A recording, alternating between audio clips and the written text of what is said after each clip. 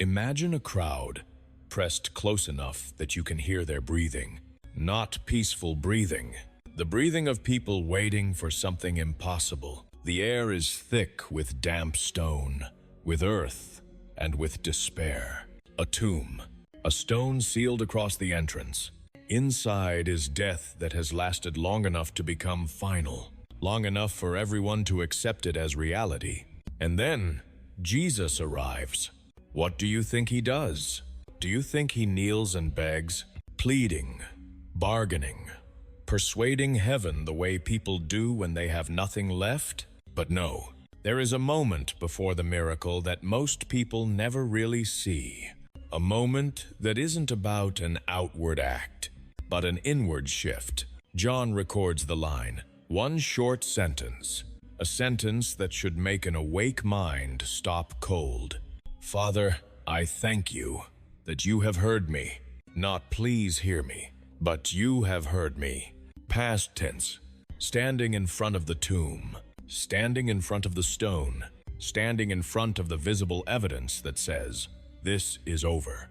And if you listen closely, you realize this is not a request. This is a state where what is about to happen has already been settled at a deeper level. Have you ever prayed and felt your words fall into empty space? You speak, you ask, you hope, and silence answers with silence. And people tell you, God said no, or your faith isn't strong enough, or the timing isn't right, or God's plan is mysterious. But there is a question almost no one dares to ask. If Jesus gave clear instruction about prayer, why do we live as if prayer is a mystery no one can learn? Maybe what was lost isn't scripture. Maybe what was lost is the way into what Jesus was describing. Not a lack of words, but a lack of a door, a lack of a key, a lack of method. Look carefully at the pattern of Jesus's life. Before the moments where power becomes visible, he often does one thing. He withdraws. He steps away from the crowd, away from noise, away from hungry eyes, away from the pressure to perform something instantly. He goes alone, up the mountain, into deserted places, into solitude. And then, power moves. Was he recharging, or was he returning to an inner position? A place where power can flow through a person like electricity through a conductor? A conductor only works when it isn't fractured by noise. In Matthew 6, Jesus says, a line people hear their whole lives, but often only understand on the surface. When you pray, go into your room, shut the door, and pray to your Father who is in secret. Most people are taught this means, don't show off, be private. True, but incomplete. Because shut the door isn't try to focus. It's not minimize distractions. It's closer to a command. Shut it, seal it. And room, in many readings of the original language, can point to an inner chamber, an interior storehouse, something inside more than a physical bedroom. You can interpret it either way, but the core remains. Jesus is giving you an address that isn't on any map of the world. It's inside you. A room most people have never entered, not because they don't have it, but because they never learned there was a door. You were taught to pray by talking. Talk a lot. Talk correctly. Talk beautifully. Talk spiritually. But thinking about God is not the same as entering the place where God is present. Thinking about the ocean doesn't make you wet.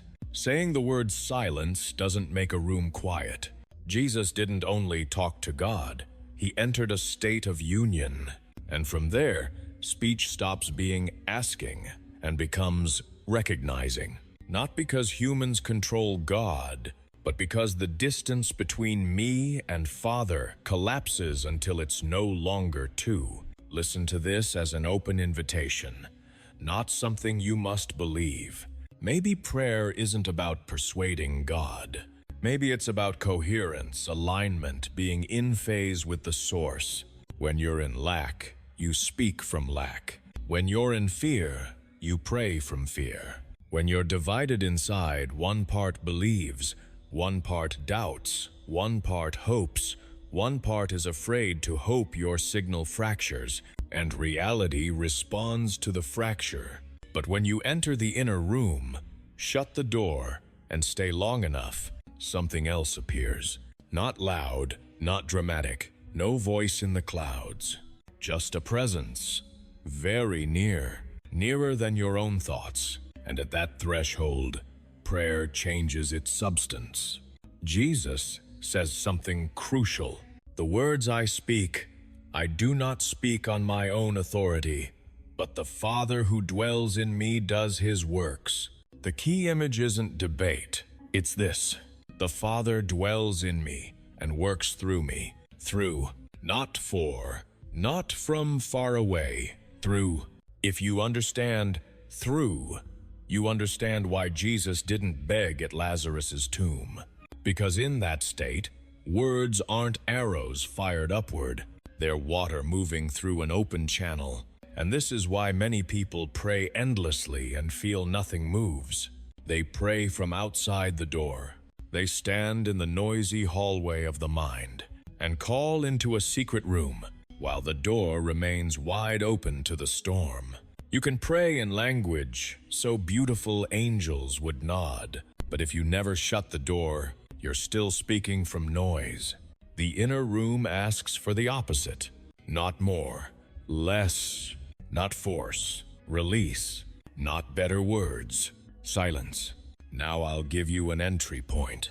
Not a miracle trick, but a foundation. I call it 3 layers of doors. Door 1, the door of the world. Door 2, the door of the story in your head. Door 3, the door of the self that needs to control. You don't need to shut all 3 at once. You only need to learn to shut them little by little. Pick a time, 10 minutes. Just 10. No candles, no music, no ritual required. Sit down, rest your hands on your legs, or over your heart if you want a physical anchor. Close your eyes, and instead of starting to pray, start with the simplest thing. Notice the breath. Don't control it. Don't make it special. Don't spiritualize it. Just notice. In, out, and with every exhale, release 1 layer. Release what you have to do later. Release what happened earlier. Release what you're carrying. Release even the question, am I doing it right? If your mind pulls you away, that isn't failure. That's normal. Simply return. In, out. After a few minutes, you may notice something strange. You are not the thoughts. You are the one who is watching them. Touch that, even for a second, and you're closer to the inner room. Because the inner room is behind the noise. It doesn't demand you be chosen. It only asks you stay long enough. At this threshold, you'll meet the biggest temptation. The urge to speak, to talk to God, to list needs, to plead, to perform prayer the way you were trained. But if you want to follow this path, try the opposite. Don't speak, at least not yet. Let the mind knock on the door. You stand and watch, and then maybe, just maybe, you'll sense something very subtle. Not an emotional explosion, not fireworks, a depth, like touching the bottom of a lake where the surface waves stop mattering. That's the edge of the inner room. When you feel it, don't demand results. Don't demand answers. Just remain. Here is the open-ended truth. The door doesn't open by force. It opens by recognition. And recognition takes time. 5 minutes and nothing? Still good. 10 minutes and frustration? Still good. 15 minutes and only thoughts? Still good? You're not failing. You're learning a skill most people were never taught. Shutting the door. And once you've touched the inner room even once, The second movement appears. Not asking, but agreement. Agreement isn't resignation. It's the moment you stop negotiating with the source. You stop pulling, stop bargaining, stop throwing words upward and waiting for echoes. You align. And then, if you need one sentence, just one, you speak the way Jesus spoke at the tomb. Not, please, but thank you. Not as a trick, as a sign you are standing in the state of already heard. You might whisper, thank you, that I have been heard. Or, in a more neutral form, thank you, that what is true is being done. You don't have to force belief. Just try standing in that state for 10 seconds, then return to silence. And now comes the real confrontation. Not dramatic, because a miracle explodes, but because you meet the true opponent.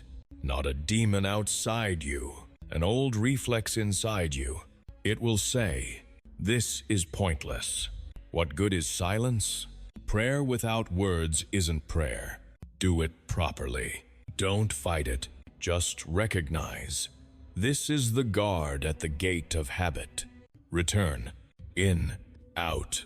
And if you need a short phrase to seal the door, say, I am here. Then silence again. If you want to make this real, do it for 7 days, 10 minutes each day. Afterward, write 3 lines. Did I touch depth, even 1%? After this, am I calmer, clearer, or simply lighter? Did I respond differently today in any moment? You may be surprised. The first miracle may not be outside. It may be that you become less draggable inside, and when the inside stops being dragged, the outside begins responding differently. Not because you control the world, but because you stop broadcasting noise. You may ask, so will I see miracles like Lazarus? Here's the open answer. Some miracles belong to Jesus' mission and era, but one miracle is available for anyone to verify. When you enter the inner room and shut the door, you no longer pray from lack. You pray from source. You no longer speak to persuade. You speak from agreement. And sometimes something strange happens. What you thought needed to change begins changing the moment you stop forcing it, because you've moved to the level of cause. This is why Jesus withdrew again and again. Not to escape life, but to return to the place where there is no gap between Son and Father. A place where words, if they appear, carry different weight. Now return to the tomb, the crowd, the stone, the scent of impossibility. Jesus doesn't shout to convince heaven. He speaks one sentence as if it's already done. Then he calls a name, and reality responds. You may not be standing before a stone tomb, but you may be standing before another tomb. A habit you can't break, a fear you hide, a life you live without seeing yourself in it. If so, what you may need first isn't ask harder. It may be enter the inner room, shut the door, be still, align. And if you speak, speak from the state of being heard. Tonight or tomorrow morning, when you have 10 minutes, no need to believe first. Just try like someone approaching a door you've never opened. Sit, close your eyes, breathe, release, stay. And if you touch a presence very near, don't rush to ask. Don't rush to demand. Just remain. Because maybe you've been speaking so long. You've never heard the most important thing. The inner room is the place you don't have to shout to be answered. You only have to be there. And over time, you'll realize something quietly shocking. You stop visiting the inner room. You begin living near it. And then prayer stops being an action. It becomes your atmosphere,